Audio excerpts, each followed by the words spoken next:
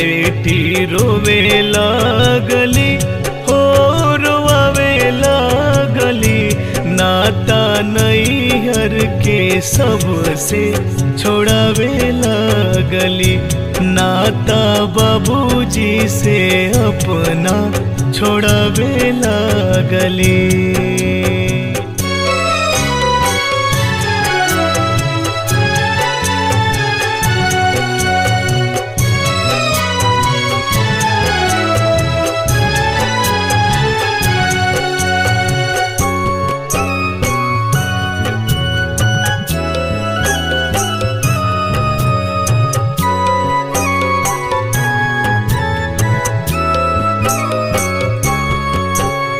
दुआरप बाबूजी घरवा में माई धैले के बाड़ी धरी रोवे लभाई।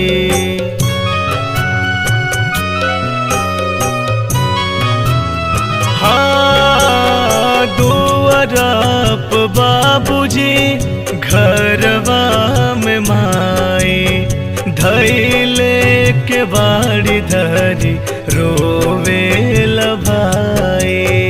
धिया सब करे हिया धार सावे लागली। धिया सब करे हिया धार सावे लागली। नाता नैहर के सबसे छोड़ावे लागली। नाता बाबूजी से अपना छोड़ावे लागले।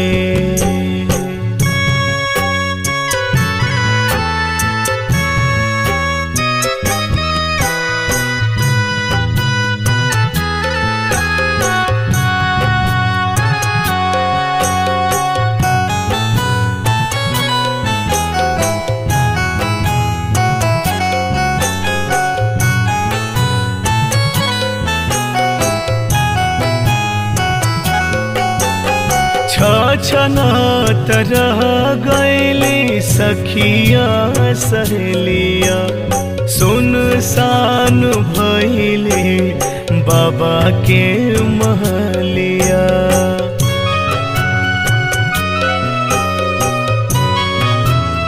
हाँ छछनत रह गईली सखिया सहेलिया।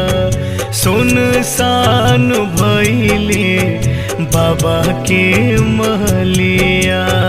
रोई रोई बाबा के बुलावे लागली। रोई रोई बाबा के बुलावे लागली। नाता नैहर के सबसे छोड़ावे लागली।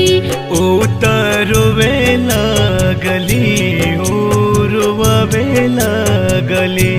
अपना बाबूजी से नाता छोड़ावे लागली।